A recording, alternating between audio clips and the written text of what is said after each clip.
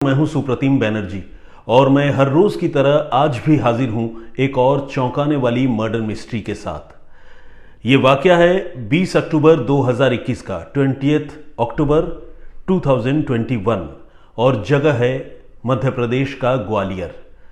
ग्वालियर शहर में मुरैना रोड पर एक कॉलेज है जिसे IIIM के नाम से जानते हैं। कॉलेज का नाम है IIIM। इसी IIIM कॉलेज के पास 20 अक्टूबर 2021 को एक अजीब सा मंजर लोगों को दिखाई देता है, नजर आता है। लोग देखते हैं कि मुरैना रोड पर एक महिला की लाश कॉलेज से कुछ ही दूर पर रोड के ऊपर पड़ी हुई है। जब ये खबर लोगों के जरिए पुलिस को मिलती है तो फौरन ग्वालियर की पुलिस मौका वारदात पर पहुंचती है और मामले की छानबीन, मामले की जांच शुरू करती है। मगर लाश जिस तरह से यहां पर पड़ी हुई थी उसे देखकर पुलिस को यह लगता है कि यह मामला कम से कम एक्सीडेंट का तो नहीं है, क्योंकि लाश पर एक्सीडेंट से आमतौर पर जिस तरह के चोट लगते हैं उस तरह के कोई निशान नहीं थे और जिस तरह से लाश को सड़क के बीचों बीच फेंक कर कोई गया था उसे देखकर यह भी लग रहा था कि शायद इस महिला की मौत कहीं और हुई है और लाश यहां पर लाकर फेंकी गई है। तो ये सारे जो सर्कमस्टांसेस हैं वो इस मामले को रहस्यमयी बना रहे थे। ग्वालियर पुलिस ने फौरन उस डेड बॉडी को रिकवर किया और उसे पोस्टमार्टम के लिए भिजवा दिया। आसपास के लोगों से पुलिस ने पूछताछ की, लेकिन कोई बहुत कंक्रीट जानकारी उस लाश के सिलसिले में पुलिस को शुरुआती तफ्तीश में नहीं मिल पाई। पुलिस ने लाश को पोस्टमार्टम के लिए भिजवाया और साथ ही जो आसपास के इलाके में CCTV कैमरे लगे हैं उसकी फुटेज पुलिस ने निकालने का फैसला किया, ताकि ये पता चल सके कि लाश को एग्जैक्टली किस वक्त वहाँ पर गिराया गया और किसने फेंका, कौन सी गाड़ी का इस्तेमाल हुआ। ये सारी चीज़ें पुलिस देखना चाह रही थी। अगले दिन पोस्टमार्टम की रिपोर्ट सामने आ गई और जैसा कि आप जानते हैं पुलिस को पहले से ही शक था कि ये मामला जो है एक्सीडेंट का नहीं है, तो पोस्टमार्टम में भी बिल्कुल वही बात निकली। पोस्टमार्टम में पता चला कि मामला एक्सीडेंट का नहीं बल्कि मर्डर का है, क्योंकि जिस महिला की लाश मिली थी उसके गले में स्ट्रैंगुलेशन मार्क थे, यानी गला घोंटे जाने के निशान मौजूद थे। यानी सीधा सीधा ये मामला कत्ल का था और जिस तरह से लाश बीच सड़क पर पड़ी हुई मिली थी, एक ब्लाइंड मर्डर का ये मामला था। पुलिस को अब इस केस को सॉल्व करना था और जो पहली शर्त थी वो थी मरने वाली महिला की पहचान पता करना। पुलिस ने अपने मुखबिरों से पूछताछ करने की शुरुआत की, जो ग्वालियर में पुराने क्रिमिनल हैं, कत्ल और इस तरह के संगीन मामलों में जो शामिल रहे हैं उनको पुलिस ने, जो बाहर थे उनको इंटरसेप्ट किया, जो कुछ जेल में थे उनसे पुलिस ने पता लगाने की शुरुआत की और पुलिस ये जानना चाह रही थी कि आखिर ये महिला कौन है और इसका कत्ल किसने किया। तो पुलिस की कोशिश जो है वो रंग लाई और कुछ ही घंटों के अंदर पुलिस को मरने वाली महिला की पहचान पता चल गई। इस महिला का नाम तो फिलहाल मैं आपको नहीं बताऊंगा और क्यों नहीं बताऊंगा ये भी आपको थोड़ी देर में पता चल जाएगा, लेकिन कहानी जब आगे बढ़ी तो क्या हुआ आइए अब आपको वो बताता हूं। जब महिला की पहचान पता चल गई तो पुलिस ने फिर उसके पति के बारे में पता किया और ये पुलिस को जानकारी मिली कि इस महिला का अपने पति से कई साल पहले तलाक हो चुका है और तलाक होने के पीछे पति ने जो वजह बताई थी और अब भी जो वो पुलिस को बता रहा था वो वजह ये थी कि ये महिला बिल्कुल आज़ाद ख्याल की थी। कहने का मतलब ये कि वो किसी बंधन में नहीं रहना चाहती थी, कभी भी घर से निकलती थी, कभी भी घर आ जाती थी, किससे मिलती थी, कहाँ जाती थी, खुद उसके पति को पता नहीं चल पाता था। तो ऐसे में पति के साथ फिर उसकी निभनी मुश्किल थी और उस महिला ने अपने पति से तलाक ले लिया था। अभी हाल के कुछ महीनों से ये महिला जो है एक ऑटो ड्राइवर के साथ लिव इन में ग्वालियर शहर में ही रह रही थी और वो रह रही थी हजीरा नाम की एक जगह पर। तो पुलिस ने फिर उस ऑटो ड्राइवर से भी पूछताछ की और उसके बारे में जानना चाहा और जब पुलिस ने ऑटो ड्राइवर को थाने में बुलाया और उससे जब इस महिला के बारे में जानकारी ली तो ऑटो ड्राइवर ने जो खुलासा किया वो ये था कि ये महिला बेसिकली एक कॉल गर्ल थी, यानी जिस्म फरोशी के धंधे में शामिल एक महिला, प्रोस्टिट्यूशन में शामिल एक वुमन। तो इस मामले की पुलिस अब नए सिरे से या कहिए कि नए आउटलुक के साथ पुलिस ने इस मामले की जांच को आगे बढ़ाने का फैसला किया, क्योंकि खुद जो ऑटो ड्राइवर था उसका लिव इन पार्टनर, उसको इस महिला के वेयरअबाउट्स के बारे में नहीं पता था कि महिला आखिरी बार कहाँ गई थी, किससे मिली थी और उसकी मौत कैसे हुई। इसके बारे में ऑटो ड्राइवर पूरी तरह से अनभिज्ञ था, अनजान था। और ये बात जो है पुलिस की तफ्तीश के लिए एक बहुत बड़ी बाधा थी, लेकिन पुलिस को सच तो पता करना था। अब पुलिस ने टेक्निकल सर्विलांस पर और टेक्निकल इन्वेस्टिगेशन पर अपना पूरा फोकस किया, पूरा जोर दिया।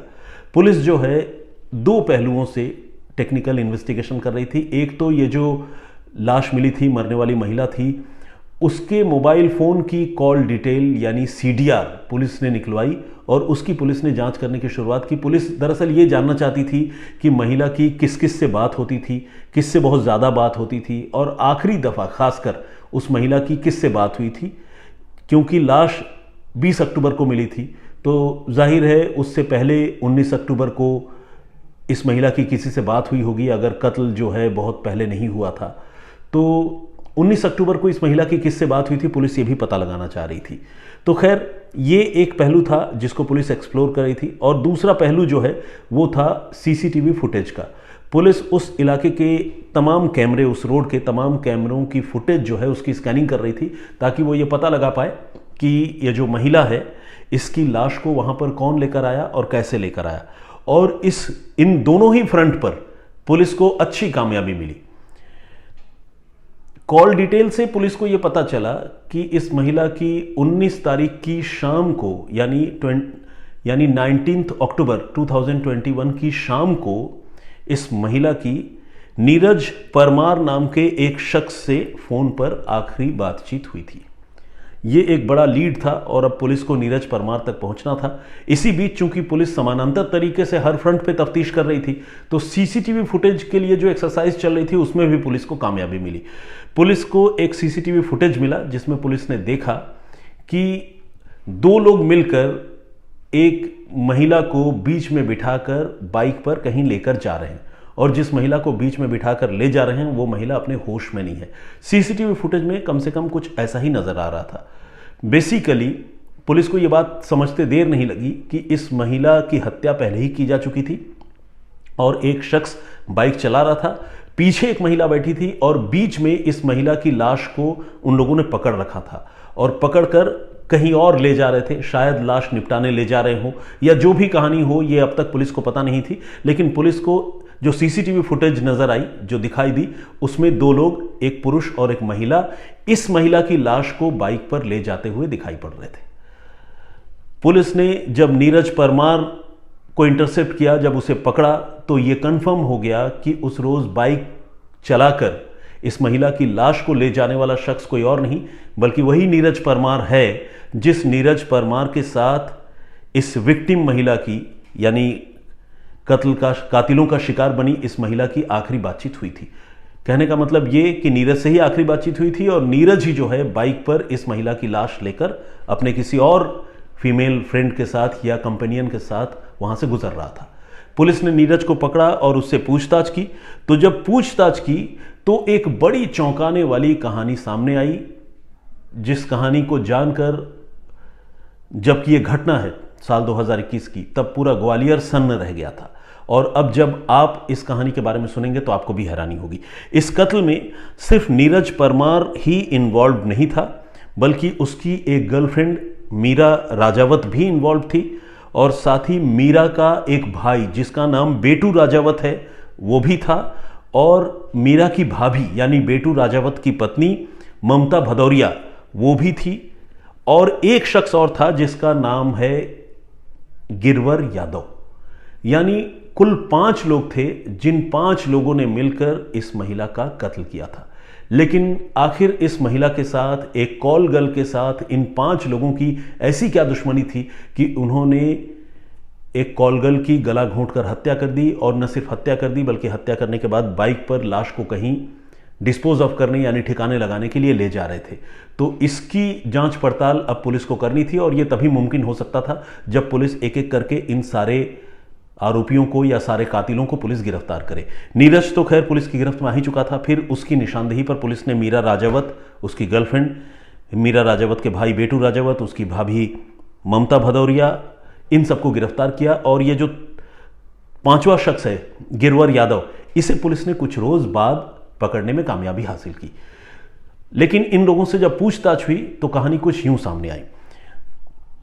मीरा राजावत जो थी यानी नीरज परमार की गर्लफ्रेंड, उसका भाई बेटू राजावत और उसकी भाभी ममता भदौरिया।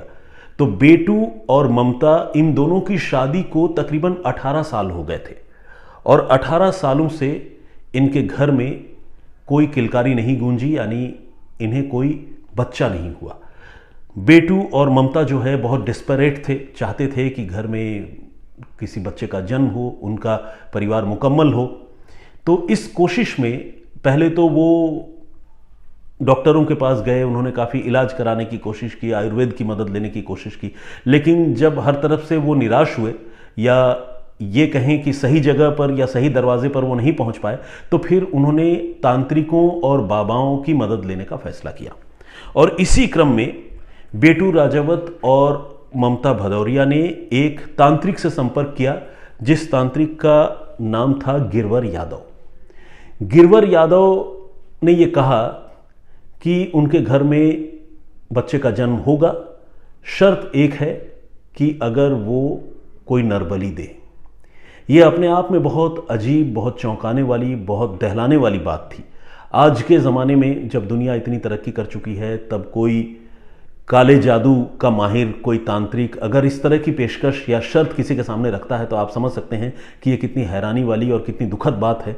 और उससे भी ज़्यादा अफसोसनाक बात यह है कि जो लोग ऐसे तांत्रिकों के पास जाते हैं अंधश्रद्धा में वशीभूत होकर, वो इन तांत्रिकों की बातों पर आंख मूंद कर यकीन भी करते हैं। तो तांत्रिक गिरवर यादव ने कहा कि नरबली देनी होगी, नरबली दोगे तो हम खास पूजा करेंगे, और उस पूजा के बाद, उस तंत्र मंत्र और उस विधान के बाद तुम्हारे घर में बच्चे का जन्म होगा। और फिर गिरवर यादव ने इस पति पत्नी को यह भी बताया कि जो नरबली होगी वो शरद पूर्णिमा की रात को ही होगी।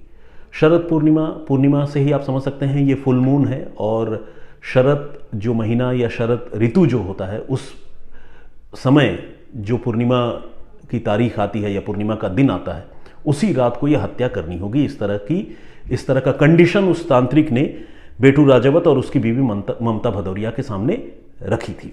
इसके बाद बेटू और ममता ने अपनी तकलीफ या अपना हाले दिल जो है वो अपनी बहन मीरा राजावत से बयान किया।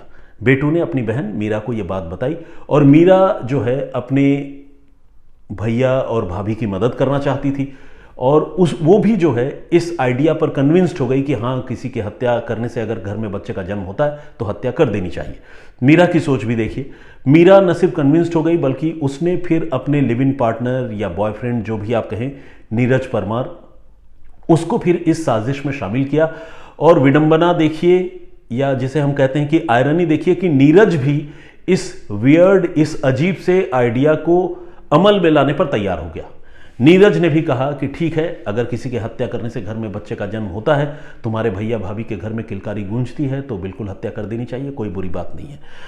नीरज ने न सिर्फ इसके लिए हामी भरी, बल्कि नीरज ने और मीरा ने मिलकर खुद जो है इस मर्डर को प्लान किया। जैसा कि मैंने आपको बताया कि नीरज और मीरा लिव इन पार्टनर थे, यानी गर्लफ्रेंड बॉयफ्रेंड की तरह एक दूसरे के साथ रहते थे, लेकिन नीरज जो है थोड़ा इधर उधर दूसरे महिलाओं और लड़कियों से भी मिलता जुलता था, और नीरज के बारे में ये हकीकत मीरा को भी पता थी। अब मीरा ने नीरज को इस काम पर लगाया कि तुम किसी को ल्यूर करके, बहला फुसला कर हमारे पास लेकर आओ, जिसकी हम हत्या करें और पकड़े भी न जाए। इसके बाद इन सारे लोगों ने मिलकर प्लानिंग रची, और नीरज ने उस महिला को झांसे में लिया जिस महिला का ये लोग बलि देना चाहते थे, या जिस महिला का ये लोग कत्ल करना चाहते थे। और उसके लिए नीरज ने और इस पूरे परिवार ने चुना एक ऐसी महिला को जो कॉल गर्ल थी।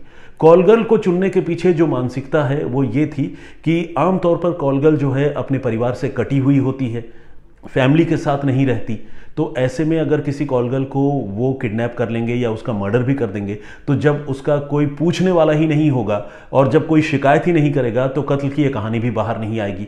तो ये उनके दिमाग में साजिश थी या प्लानिंग थी, और इसी साजिश के तहत नीरज ने उस कॉल गर्ल को 19 अक्टूबर को फ़ोन करके अपने पास बुलाया।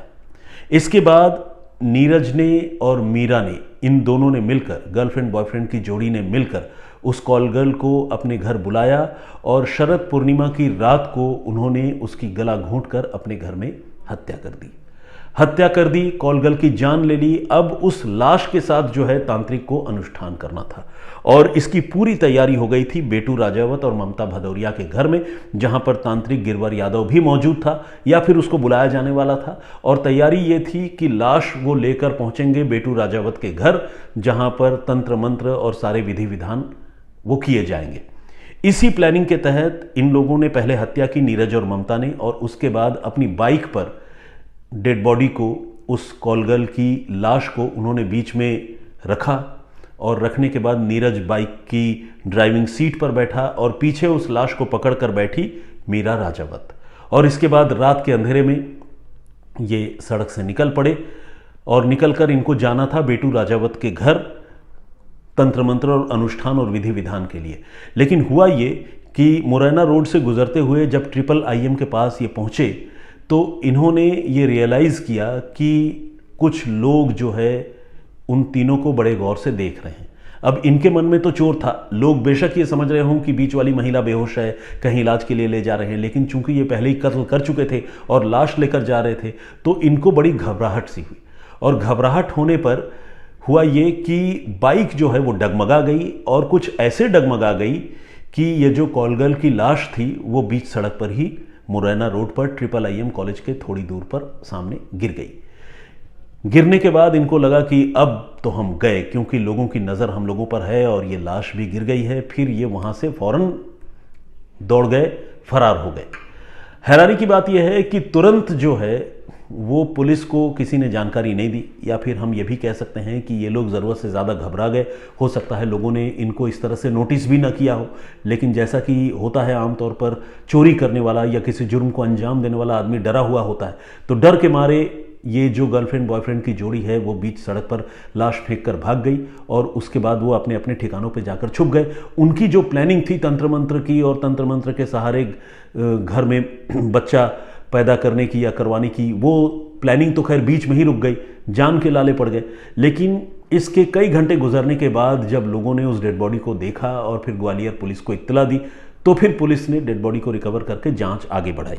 और जांच आगे बढ़ाने के बाद कैसे कैसे तफ्तीश हुई, कैसे कैसे इन 4 से 5 लोगों की गिरफ्तारी हुई, ये सारी बातें मैंने आपको बताई। एक और अहम बात जो बताना बाकी है वो ये कि इन लोगों ने एक फिल्म देखी थी मर्डर 2, और उस मर्डर 2 फिल्म को देखकर इनको ये आइडिया आया था कि अगर वो किसी ऐसी लड़की को टारगेट करते हैं जो कॉलगल है और बहुत ज़्यादा लोगों के साथ जो है उसकी इमोशनल बॉन्डिंग नहीं है या फैमिली में वो नहीं रहती है, तो शायद उनके पकड़े जाने की गुंजाइश नहीं के बराबर हो और वो बच जाएंगे। तो कुछ इसी प्लान के तहत इन लोगों ने इस लड़की को या इस महिला को टारगेट किया था, जिसके बाद उसकी हत्या उन्होंने की। लेकिन तंत्र मंत्र का जो इरादा था, जो प्लान था, वो बीच में ही फेल हो गया और ये 5 लोग गिरफ्तार कर लिए गए। इस तरह से एक बेगुनाह लड़की, जिसका दूर दूर तक न तो नीरज से कोई दुश्मनी थी, न उसकी गर्लफ्रेंड मीरा से, न बेटू से, न ममता से और न ही गिरवर यादव से। कहने का मतलब ये कि 5 कातिल से मरने वाली लड़की की दूर दूर तक कोई दुश्मनी नहीं थी। वो तो ठीक से इनको जानती भी नहीं थी, लेकिन इन लोगों ने अपनी शातिर दिमागी से और गंदे चाल की वजह से एक बेगुनाह लड़की का कत्ल कर दिया और कत्ल करने के बाद धर लिए गए। तो ये थी कहानी एक कॉलगर्ल के मर्डर की, जिसको मध्य प्रदेश के ग्वालियर की पुलिस ने बहुत ही सूझबूझ और समझदारी से कुछ ही घंटों के अंदर सुलझा ली थी।